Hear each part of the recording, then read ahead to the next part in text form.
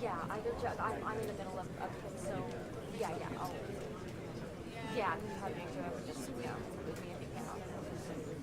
Okay. So I'm gonna report this on your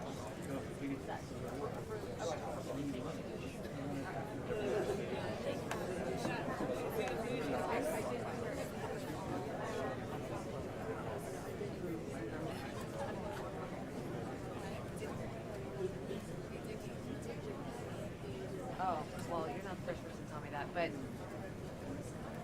hello. Sorry, you're not the first person to tell me that, but Sasha got approved by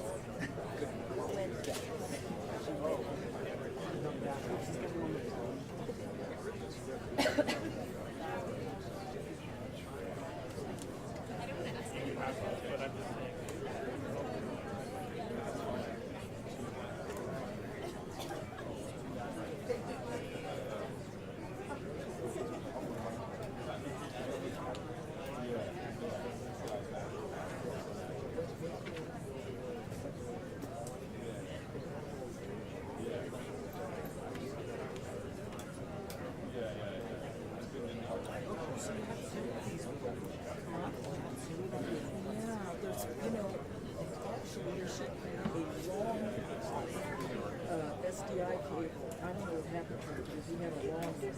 That disappeared. He had a long one. So I don't know. Yeah. So here we go.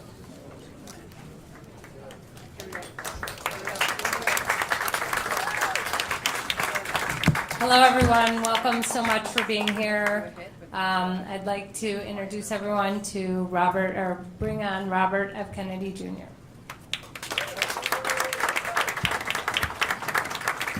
I'm sorry to keep everybody waiting. 16 months ago, in April of 2023, I launched my campaign for President of the United States.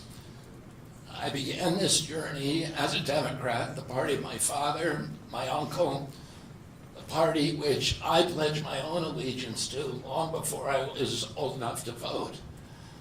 I attended my first Democratic convention at the age of 6 in 1960. And back then, the Democrats were the champions of the Constitution, of civil rights. The Democrats stood against authoritarianism, against censorship, against colonialism, imperialism, and unjust wars. We were the party of labor, of the working class.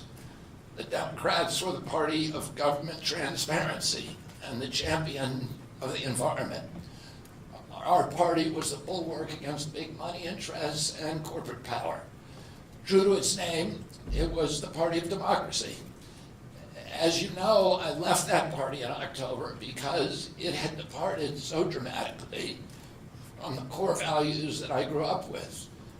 It had become the party of war, censorship, corruption, big pharma, big tech, big ag, and big money. When it abandoned democracy by canceling the primary to conceal the cognitive decline of the sitting president, I left the party to run as an independent. The mainstream of American politics and journalism derided my decision. Conventional wisdom said that it would be impossible even to get on the ballot as an independent because each state poses an insurmountable tangle of arbitrary rules for collecting signatures. I would need over 1 million signatures, something no presidential candidate in history had ever achieved. And then I'd need a team of attorneys and millions of dollars to handle all the legal challenges from the DNC. The naysayers told us that we were climbing a glass version of Mount Impossible. So the first thing I want to tell you is that we proved them wrong. We did it because beneath the radar of mainstream media organs, we inspired a massive independent political movement. More than 100,000 volunteers sprang into action, hopeful that they could reverse our nation's decline. Many worked 10-hour days, sometimes in blizzards and blazing heat. They sacrificed family time, personal commitments, and sleep month after month, energized by a shared vision of a nation healed of its divisions. They set up tables at churches and farmers markets. They canvassed door to door. In Utah and in New Hampshire, volunteers collected signatures in snowstorms, convincing each supporter to stop in the frigid cold, take off their gloves, and to sign legibly. During a heat wave in Nevada, I met a tall, athletic volunteer who cheerfully told me that he had lost 25 pounds collecting signatures in 117-degree heat.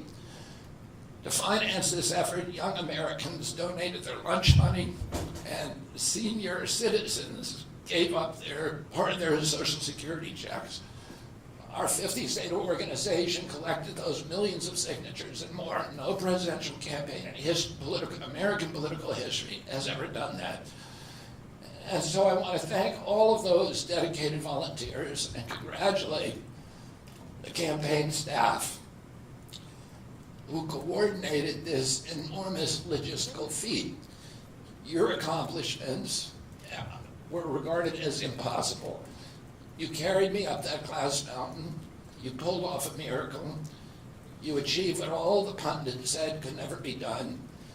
You have my deepest gratitude, and I'm never going to forget that, not just for what you did for my campaign, but for the sacrifices you made because you love our country.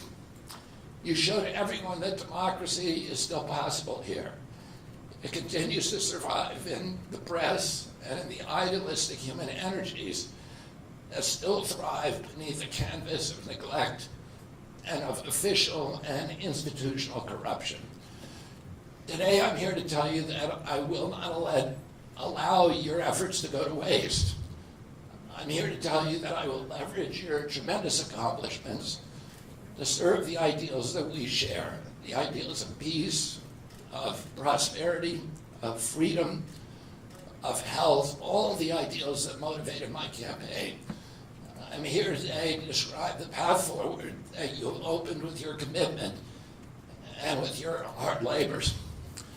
Now, in an honest system, I believe that I would have won the election. In a system that my father and my uncles thrived in, a system with open debates, with fair primaries, with regularly scheduled debate, with fair primaries, and with a truly independent media untainted by government propaganda and censorship. In a system of nonpartisan courts and election boards, everything would be different. After all, the polls consistently showed me beating each of the other candidates, both in favorability and also in head-to-head matchups. But I'm sorry to say that while democracy may still be alive at the grassroots, it has become little more than a slogan for our political institutions, for our media, and for our government, and most sadly at all for me, the Democratic Party. In the name of saving democracy, the Democratic Party set itself to dismantling it, lacking confidence in its candidate, that its candidate could win in a fair election at the voting booth. The DNC waged continual legal warfare against both President Trump and myself. Each time that our volunteers turned in those towering boxes of signatures needed to get on the ballot, the DNC dragged us into court, state after state, attempting to erase their work and to subvert the will of the voters who had signed those petitions. It deployed DNC-aligned judges to throw me and other candidates off the ballot and to throw President Trump in jail. It ran a sham primary that was rigged to prevent any serious challenge to President Biden. Then, when a predictably bungled debate performance precipitated the palace coup against President Biden, the same shadowy DNC operatives appointed his successor, also without an election. They installed a candidate who was so unpopular with voters that she dropped out in 2020 without winning a single delegate. My uncle and my father both relished debate. They prided themselves on their capacity to go toe-to-toe with any opponent in the battle over ideas. They would be astonished to learn of a Democratic Party presidential nominee who, like Vice President Harris, has not appeared in a single interview or an unscripted encounter with voters for 35 days. This is profoundly undemocratic. How are people to choose when they don't know whom they are choosing? And how can this look to the rest of the world? My father and my uncle were always conscious of America's image abroad because of our nation's role as the template for democracy, a role model for democratic processes, and the leader of the free world. Instead of showing us her substance and character, the DNC and its media organs engineered a surge of popularity for Vice President Harris based upon, well, nothing.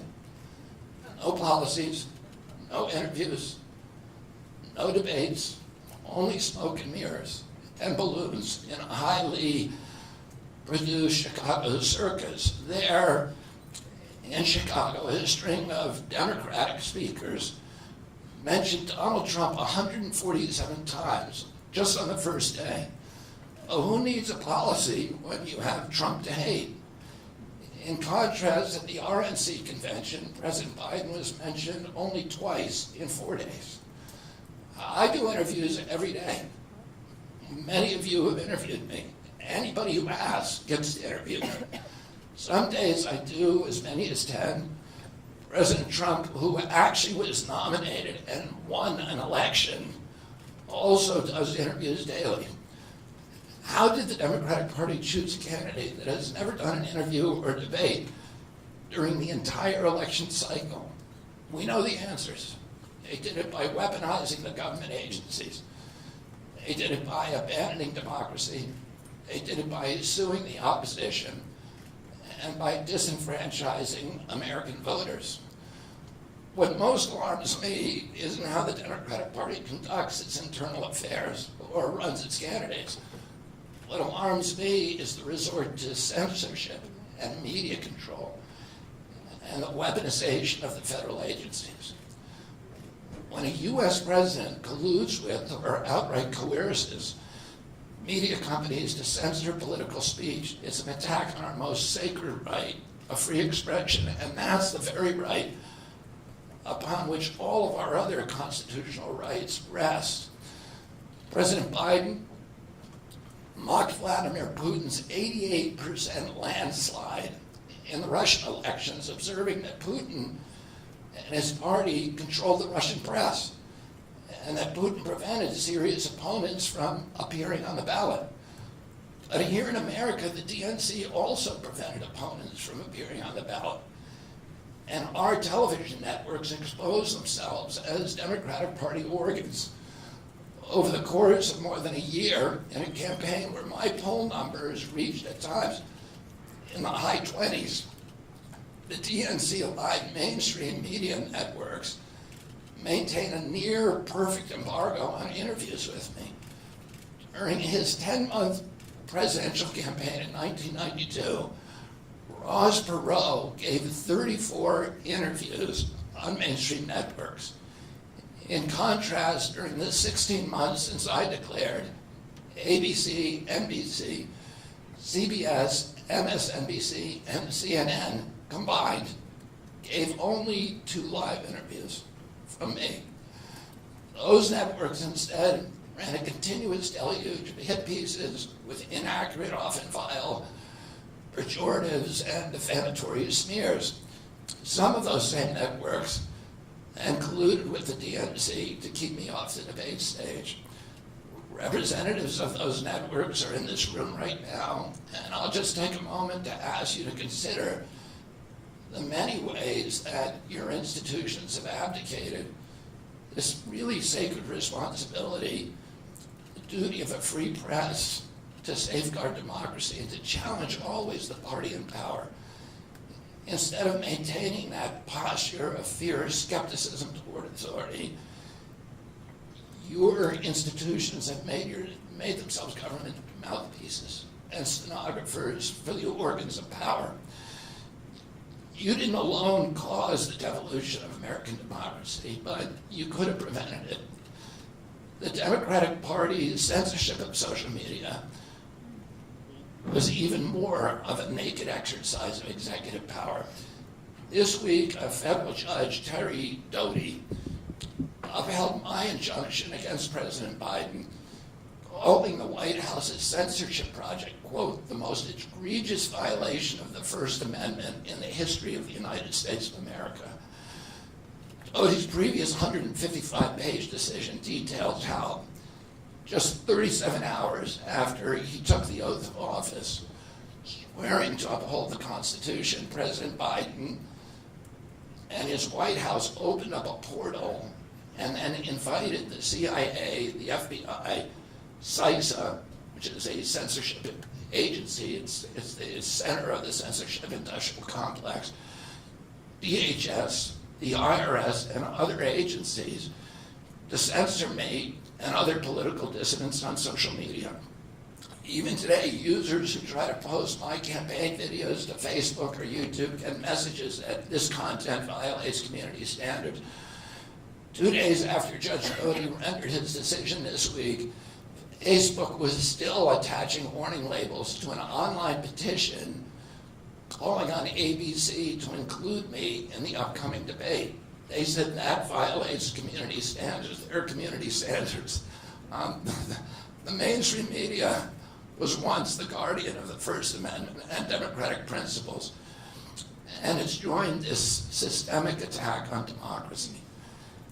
It also, the media justifies their censorship on the grounds of combating misinformation, but governments and oppressors don't censor lies. They don't fear lies. They fear the truth, and that's what they censor. And I don't want any of this to sound like a personal complaint, because it's not. For me, it's all part of a journey, and it's a journey that I signed up with. But I need to make these observations because I think they're critical for us doing the thing that we need to do as citizens in a democracy to assess where we are in this country and what our democracy still looks like, and the assumptions about U.S. leadership around the globe. And are we really still a role model for democracy in this country? Or have we made it, a kind of a joke? And here's the good news. While mainstream outlets denied me a critical platform, they didn't shut down my ideas, which have especially flourished among young voters and independent voters, thanks to the alternative media. Many months ago, I promised the American people that I would withdraw from the race if I became a spoiler. A spoiler is someone who will alter the outcome of the election but had no chance of winning. In my heart, I no longer believe that I have a realistic path to electoral victory in the face of this relentless, systematic censorship and media control. So I cannot in good conscience ask my staff and volunteers to keep working their long hours or ask my donors to keep giving when I cannot honestly tell them that I have a real path to the White House. Furthermore, our polling consistently showed that by staying on the ballot in the battleground states, I would likely hand the election over to the Democrats, with whom I disagree on the most existential issues: censorship, war, and chronic disease. Well, I want everyone to know that I am not terminating my campaign. I am simply suspending it and not ending it. My name will remain on the ballot in most states. If you live in a blue state, you can vote for me without harming or helping President Trump or Vice President Harris. In red states, the same will apply. I encourage you to vote for me. And if enough of you do vote for me, and neither of the major party candidates win 270 votes, which is quite possible. In fact, today our polling shows them tying at 269 to 269. And I could conceivably still end up in the White House in a contingent election. But in about 10 battleground states where my presence would be a spoiler, I'm going to remove my name. And I've already started that process and urge voters not to vote for me. It's with a sense of victory and not defeat that I'm suspending my campaign activities. Not only did we do the impossible by collecting 1 million signatures, we changed the national political conversation forever. Chronic disease, free speech, government corruption, breaking our addiction to war have moved to the center of politics. I can say to all who have worked so hard in the last year and a half, thank you for a job well done. 3 great causes drove me to enter this race in the first place, primarily. And these are the principal causes that persuaded me to leave the Democratic Party and run as an independent. And now to throw my support to President Trump. The causes were free speech, a war in Ukraine, and the war on our children. I've already described some of my personal experiences and struggles with the government's censorship industrial complex. I want to say a word about the Ukraine war. The military-industrial complex has provided us with a familiar comic book justification like they do on every war, that this one is a noble effort to stop a supervillain, Vladimir Putin, from invading the Ukraine and then to thwart his Hitler-like march across Europe. In fact, tiny Ukraine is a proxy in a geopolitical struggle initiated by the ambitions of the U.S. neocons for American global hegemony. I'm not excusing Putin for invading Ukraine. He had other options. But the war is Russia's predictable response to the reckless neocon project of extending NATO to encircle Russia, a hostile act. The credulous media rarely explain to Americans that we unilaterally walked away from 2 intermediate nuclear weapons treaties with Russia and then put nuclear-ready Aegis missile systems in Romania and Poland. This is a hostile act. And that the Biden White House repeatedly spurned Russia's offer to settle this war peacefully. The Ukraine war began in 2014 when U.S. agencies overthrew the democratically elected government of Ukraine and installed a hand-picked pro-Western government that launched a deadly civil war against ethnic Russians in Ukraine.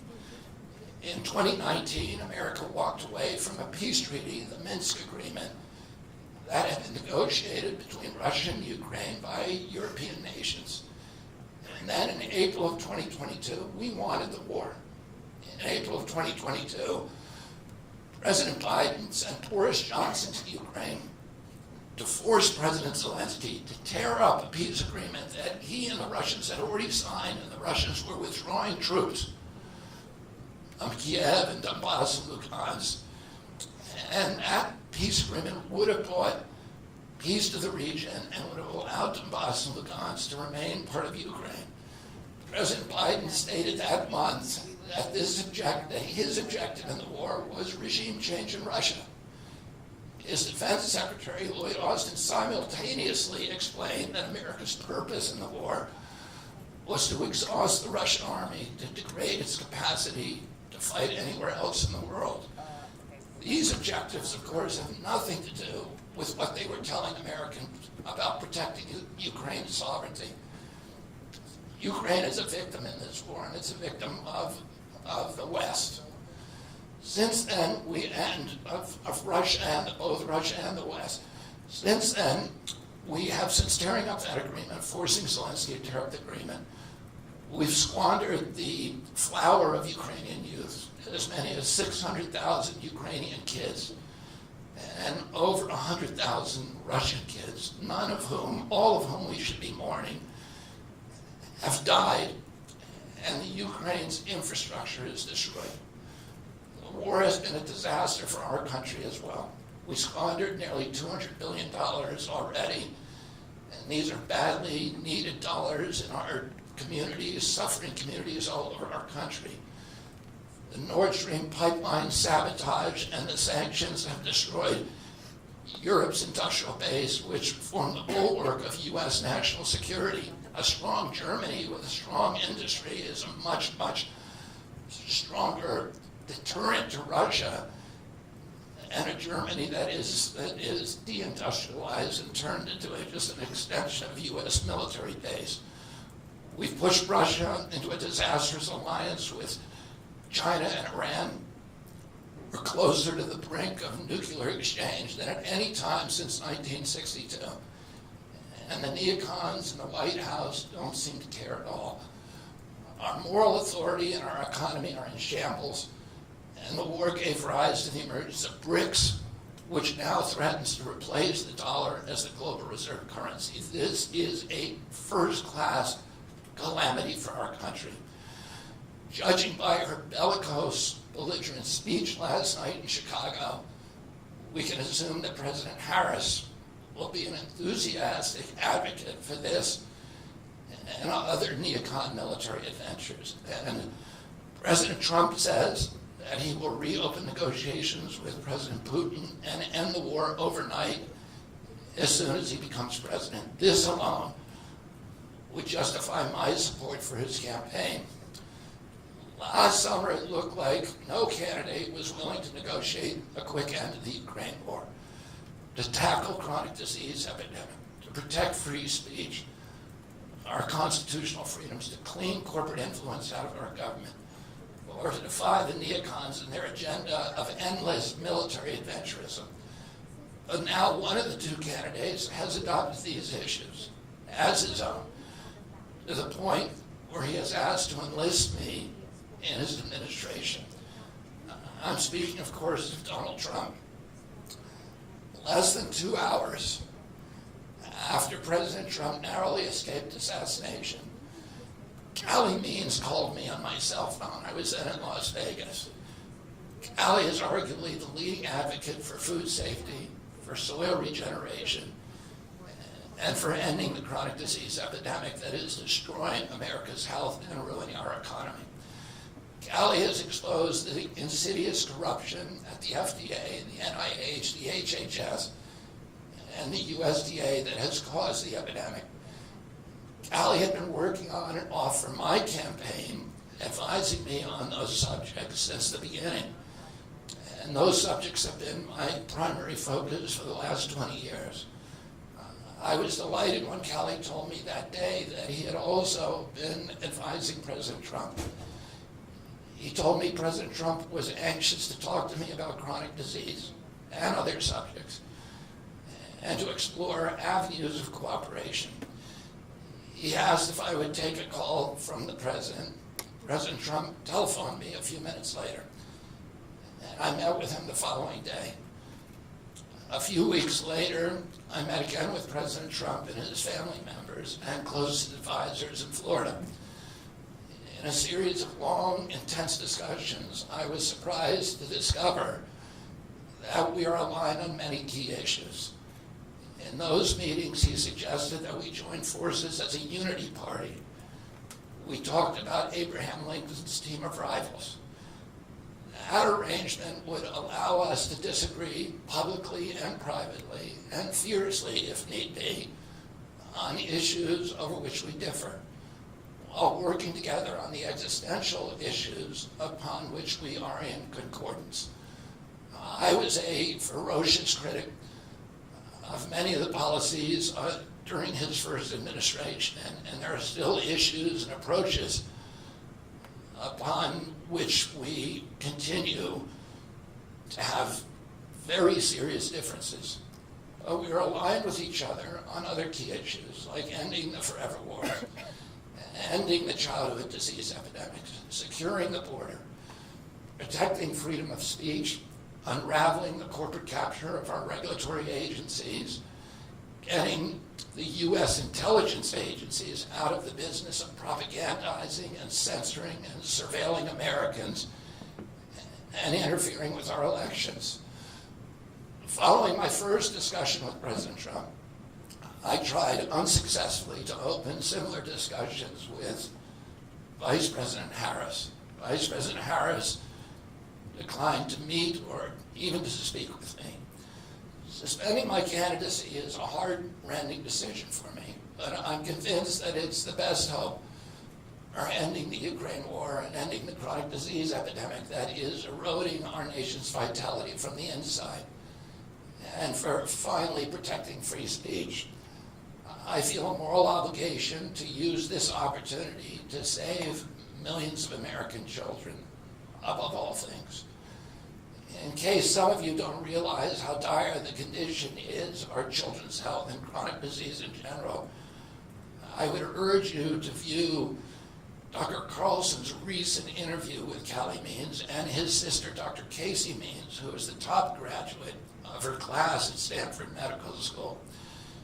This is an issue that affects all of us far more directly and urgently than any culture war issue, and all the other issues that we obsess on and that are tearing apart our country. This is the most important issue. Therefore, it has the potential to bring us together. So let me share a little bit about why I believe it's so urgent Today, 2/3, we spend more on healthcare than any country on earth, twice what they pay in Europe. And yet, we have the worst health outcomes of any nation in the world. We're about 79th in health outcomes behind Costa Rica, Nicaragua, and Mongolia, and other countries. Nobody has a chronic disease burden like we have. And during the COVID epidemic, we had the highest body count of any country in the world. We had 16% of the COVID deaths, and we only have 4.2% of the world's population. And CDC says that's because we are the sickest people on earth. We have the highest chronic disease rate on earth. And the average American who died from COVID had 3.8 chronic diseases. So these were people who had immune system collapse, who had mitochondrial dysfunction. And no other country has anything like this. 2/3 of American adults and children suffer from chronic health issues. 50 years ago, that number was less than 1%. So we've gone from 1% to 66%. In America, 74% of Americans are now overweight or obese, and 50% of our children. 120 years ago, when somebody was obese, they were sent to the circus. There were case reports done about them. Obesity was almost unknown. In Japan, the childhood obesity rate is 3%, compared to 50% here. Half of Americans have pre-diabetes or type 2 diabetes. When my uncle was president, I was a boy, juvenile diabetes was effectively non-existent. A typical pediatrician would see one case of diabetes during his entire career, a 40 or 50-year career. Today, 1 out of every 3 kids who walks through his office door is diabetic or pre-diabetic, and the mitochondrial disorder that caused diabetes also causing Alzheimer's, which is now classified as diabetes, and it's costing this country more than our military budget every year. There's been an explosion of neurological illnesses that I never saw as a kid: ADD, ADHD, speech delay, language delay, Tourette's syndrome, narcolepsy, ASD, Asperger's, autism. In the year 2000, the autism rate was 1 in 1,500. Now autism rates in kids are 1 in 36, according to CDC nationally. Nobody's talking about this. 1 in every 22 kids in California has autism. And this is a crisis that 77% of our kids are too disabled to serve in the United States military. What is happening to our country? And why isn't this in the headlines every single day? There's nobody else in the world that is experiencing this. This is only happening in America. About 18%, and by the way, there has been no change in diagnosis, which the industry sometimes like to say. There has been no change in screening. This is a change in incidence. In my generation, 70-year-old men, the autism rates are about 1 in 10,000. In my kids' generation, 1 in 34. I'll repeat, in California, 1 in 22. Why are we letting this happen? Why are we allowing this to happen to our children? These are the most precious assets that we have in this country. How can we let this happen to them? About 18% of American teens now have fatty liver disease. That's like 1 out of every 5. That disease, when I was a kid, only affected late-stage alcoholics who were elderly. Cancer rates are skyrocketing in the young and the old. Young adult cancers are up 79%. 1 in 4 American women is on antidepressant medication. 40% of teens have a mental health diagnosis.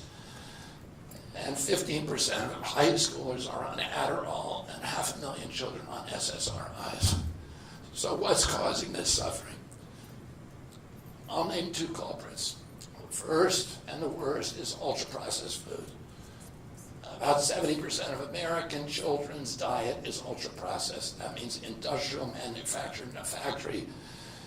These foods consist primarily of processed sugar, ultra-processed grains, and seed oils. Laboratory scientists many of whom formerly worked for the cigarette industry, which purchased all the big food companies in the 1970s and 80s, deployed thousands of scientists to figure out chemicals, new chemicals, to make the food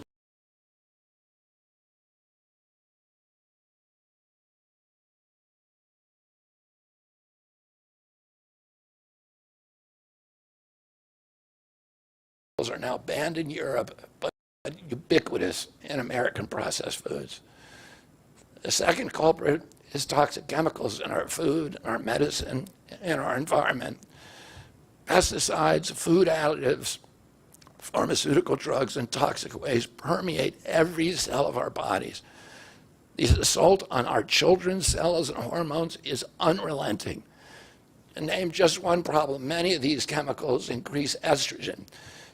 Because young children are ingesting so many of these hormone disruptors, America's puberty rate is now occurring at age 10 to 13, which is 6 years earlier than girls were reaching puberty in 1900.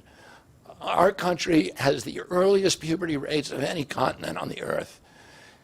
And no, this isn't because of better nutrition. This is not normal. Breast cancer is also estrogen driven, and it now strikes 1 in 8 women. We are mass poisoning all of our children and our adults. Considering the grievous human cost of this tragic epidemic of chronic disease, it seems almost crass to mention the damage it does to our economy. But I'll say, it is crippling the nation's finances. When my uncle was president, our country spent $0 on chronic disease. Today, government health care spending is almost all for chronic disease. And it's double the military budget. And it is the fastest growing budget item in the federal budget. And chronic disease costs more to the economy as a whole, costs at least $4 trillion, 5 times our military budget. And that's a 20% drag on everything we do and everything we aspire to.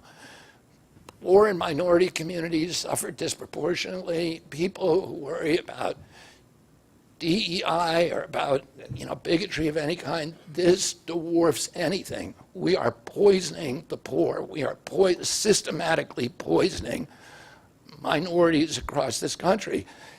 Industry lobbyists have made sure that most of the food stamp lunch program, about 70% of food stamps and about 70 or 77% of school lunches are processed foods. There's no vegetables. There's nothing that you would want to eat. We are just poisoning the poor citizens, and that's why they have the highest chronic disease burden of anybody, any demographic in our country, and the highest in the world. The same food industry lobbied to make sure that nearly all agricultural subsidies go to commodity crops that are the feedstock of processed food industry. These policies are destroying small farms, and they're destroying our soils. We give about, I think, 8 times as much in subsidies to tobacco than we do to fruits and vegetables. It makes no sense if we want a healthy country. The good news is that we can change all this. We can change it very, very quickly. America can get healthy again. To do that, we need to do 3 things. First, we need to root out the corruption in our health agencies. Second, we need to change incentives in our healthcare system. And third, we need to inspire Americans to get healthy again. 80% of NIH grants go to people who have conflicts of interest. These are the people, virtually everybody who sits, Joe Biden just appointed a new panel to NIH to decide the food recommendations. And they're all people who are from the industry. They're all people who are from the processed food companies. They're deciding what Americans, hear is healthy. and the recommendations on the food pyramid, and and what goes to our school lunch programs, what go to the program, the Swiss program, the food stamp programs. They are all corrupted and conflicted individuals. These agencies, the FDA, USDA, and CDC, all of them are controlled by giant for-profit corporations. 75% of the FDA's funding doesn't come from taxpayer, it comes from pharma. And pharma executives and consultants and lobbyists cycle in and out of these agencies. With President Trump's backing, I'm going to change that. We're going to staff these agencies with honest scientists and doctors who are free from industry funding. We're going to make sure the decisions of consumers, doctors, and patients are informed by unbiased science. A sick child is the best thing for the pharmaceutical industry. When American children or adults get sick with a chronic condition, they're put on medication for their entire life. Imagine what will happen when Medicare starts paying for Ozempic, which costs $1,500 a month, and it's being recommended for children as young as 6, all for a condition, obesity, that is completely preventable and barely even existed 100 years ago. And 74% of Americans are obese. The cost, if all of them took their Ozempic prescription, is $3 trillion a year. This is a drug that is made by Novo Nordisk, the biggest company in Europe. It's a Danish company, and the Danish government does not recommend it. It recommends change in diet to treat obesity and exercise. And in our country, the recommendation now is for Ozempic to children at age 6. Novo Nordisk, the biggest company in Europe, and virtually its entire value is based upon its projections of what it's going to sell, of the Ozempic it's going to sell to America. And we have the food lobbyists have a bill in front of Congress today that is backed by the White House, backed by Vice President Harris and President Biden, to allow this to happen. This $3 trillion cost that is going to bankrupt our country. For a fraction of that amount, we could buy organic food for every American family, 3 meals a day, and eliminate diabetes altogether. We're going to bring healthy food back to school lunches. We're going to stop subsidizing the worst foods with our agricultural subsidies. We're going to get toxic chemicals out of our food. We're going to reform the entire food system. And for that, we need new leadership in Washington. Because unfortunately, both the Democrats and the Republican parties are in cahoots with the big food producers, Big Pharma and Big Ag, which are among the DNC's major donors. Vice President Harris has expressed no interest in addressing this issue. 4 more years of Democratic rule will complete the consolidation of corporate and neocon power, and our children will be the ones who suffer most. I got involved with chronic disease 20 years ago, not because I chose to or wanted to. It was essentially thrust upon me. It was an issue that should have been central to the environmental movement. I was a central leader at that time, but it was widely ignored by all the institutions, including the NGOs, who should have been protecting our kids against toxins. It was an orphaned issue, and I had a weakness for orphans.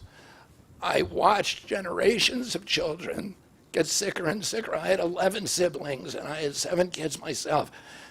I was conscious of what was happening in their classrooms and to their friends, and I watched these sick kids, these damaged kids. In that generation, almost all of them are damaged. And nobody in power seemed to care or to even notice. For 19 years, I prayed every morning that God would put me in a position to end this calamity. The chronic disease crisis was one of the primary reasons for my running for president, along with ending censorship in the Ukraine war. It's the reason I've made the heart-wrenching decision to suspend my campaign and to support President Trump. This decision is agonizing for me because of the difficulties it causes my wife and my children and my friends. But I have the certainty that this is what I've meant to do. And that certainty gives me internal peace, even in storms. If I'm given the chance to fix the chronic disease crisis and reform our food production, I promise that within 2 years, we will watch chronic disease burden lift dramatically. We will make Americans healthy again. Within 4 years, America will be a healthy country. We will be stronger, more resilient, more optimistic, and happier. I won't fail in doing this. Ultimately, the future, however it happens, is in God's hands and in the hands of the American voters and those of President Trump. If President Trump is elected and honors his word, the vast burden of chronic disease that now demoralizes and bankrupts the country will disappear. This is a spiritual journey for me. I reached my decision through deep prayer, through hard-nosed logic, and I asked myself, what choices must I make to maximize my chances to save America's children and restore national health? I felt that if I refused this opportunity, I would not be able to look myself in the mirror, knowing that I could have saved lives of countless children and reversed this country's chronic disease epidemic. I'm 70 years old. I may have a decade to be effective. I can't imagine that President Harris would allow me or anyone to solve these dire problems. After 8 years of President Harris, any opportunity for me to fix the problem will be out of my reach forever. President Trump has told me that he wants this to be his legacy. I'm choosing to believe that this time he will follow through. His son, his biggest donors, his closest friends, and all support this objective. My joining the Trump campaign will be a difficult sacrifice for my wife and children, but worthwhile if there's even a small chance of saving these kids. Ultimately, the only thing that will save our country and our children is if we choose to love our kids more than we hate each other. That's why I launched my campaign to unify America. My dad and uncle made such an enduring mark on the character of our nation, not so much because of any particular policies that they promoted, but because they were able to inspire profound love for our country and to fortify our sense of ourselves as a national community held together by ideals. They were able to put their love into the intentions and hearts of ordinary Americans and to unify a national populist movement of Americans, blacks and whites, Hispanics, urban and rural Americans. They inspired affection and love and high hopes and a culture of kindness that continue to radiate among Americans from their memory. That's the spirit on which I ran my campaign and that I intend to bring into the campaign of President Trump. Instead of vitriol and polarization, I will appeal to the values that unite us, the goals that we could achieve if only we weren't at each other's throats. The most unifying theme for all Americans is that we all love our children. If we all unite around that issue now, we can finally give them the protection, the health, and the future that they deserve. Thank you all very much.